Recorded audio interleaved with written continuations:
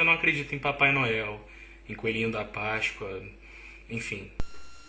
Pessoas sérias do mundo inteiro acreditam em Deus. As três maiores religiões, que é o cristianismo, o islamismo e o judaísmo, acreditam em Deus. Religiões que são formadas por pessoas sérias. Ok? Então eu acho que não tem cabimento você querer comparar a crença em um Deus, né? Crença essa que é muitas vezes até confirmada pela ciência, que existem vários vídeos aí onde nós mostramos que a Bíblia ela é comprovada, né, pela própria ciência, e você querer comparar com o Coelhinho da Páscoa. Não existem religiões fundamentadas em cima do Coelhinho da Páscoa.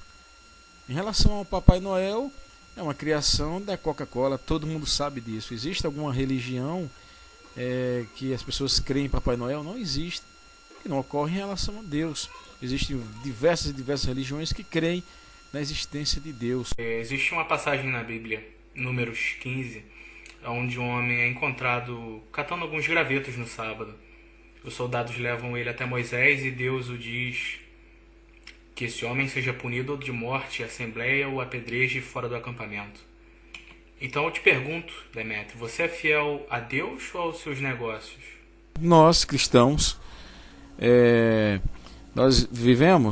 nós cremos que houve duas alianças. A antiga aliança, que é justamente o Velho Testamento, e a nova aliança, que é o Novo Testamento. Então, para nós, cristãos, é necessário que você entenda que existem essas duas classificações, a velha aliança e a nova aliança.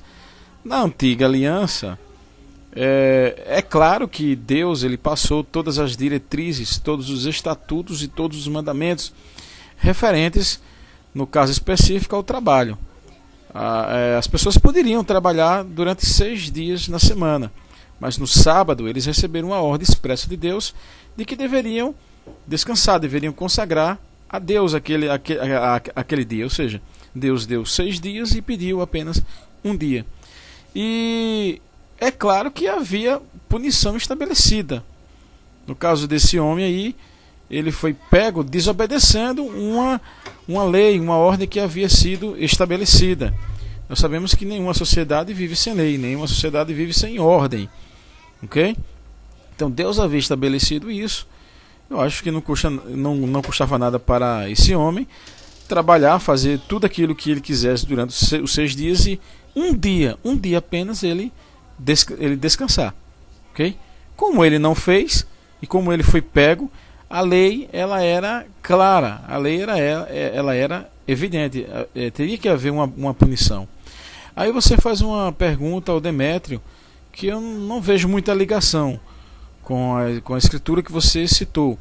Você perguntou a ele se ele era fiel nos negócios dele. Ninguém é feliz.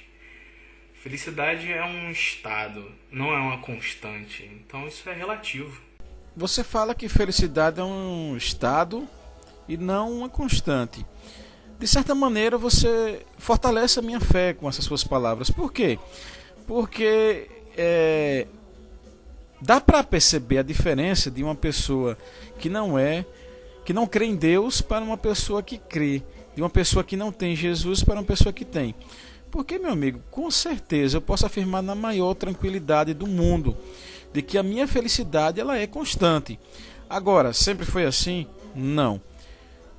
Esse estado de felicidade constante que eu passei a ter foi depois que eu aceitei a Jesus como meu Senhor e como meu Salvador. Agora, antes disso, antes de crer em Deus, antes de crer na eternidade, realmente a minha felicidade ela não era constante, né? Ela era feita de altos e de baixos, assim como você está se sentindo. Por isso vai um conselho aqui, amigo: aceite Jesus e prove dessa felicidade constante que eu sinto. Outra coisa, geralmente aqueles que dizem que não acreditam em Deus são pessoas que são magoadas, ressentidas. Minha transição para ateísmo foi tranquila e eu acredito que a de milhares de ateus também. Vocês são tão tranquilos que vivem argumentando, né, de que Deus ele esqueceu da humanidade, vive colocando as culpas das tragédias em Deus, vive colocando o amor de Deus à prova. Dá para ver como vocês são tranquilos.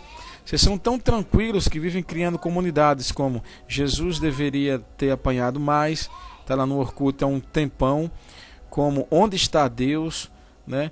Então dá para ver como vocês são tranquilos. Vocês são tão tranquilos que até os maiores representantes, como Richard Dawkins, o que criou lá o livro Deus um Delírio, ele procura passar a imagem de que a crença em Deus é algo nocivo e que precisa morrer para que a humanidade seja mais feliz, seja melhor. Então dá para ver como vocês são tranquilos. Se eu acreditasse em Deus, por que eu ia negar a existência dele sabendo que eu ia para o inferno? Essa resposta é simples, filho. Existe um princípio chamado livre-arbítrio, que é o poder de você escolher a quem você seguir. E o livre-arbítrio é concedido a todos os homens. Se Deus aparecesse hoje na sua forma física, isso eu falo Jesus, né? E todo olho pudesse ver, e isso ocorrerá. A própria Bíblia diz de que todo olho verá, e automaticamente toda língua confessará que Jesus Cristo é o Senhor. Por que isso ocorrerá? Porque as pessoas estão vendo. Ou seja, isso é exercitar a fé? Não. Se você está vendo, você não está exercitando a sua fé.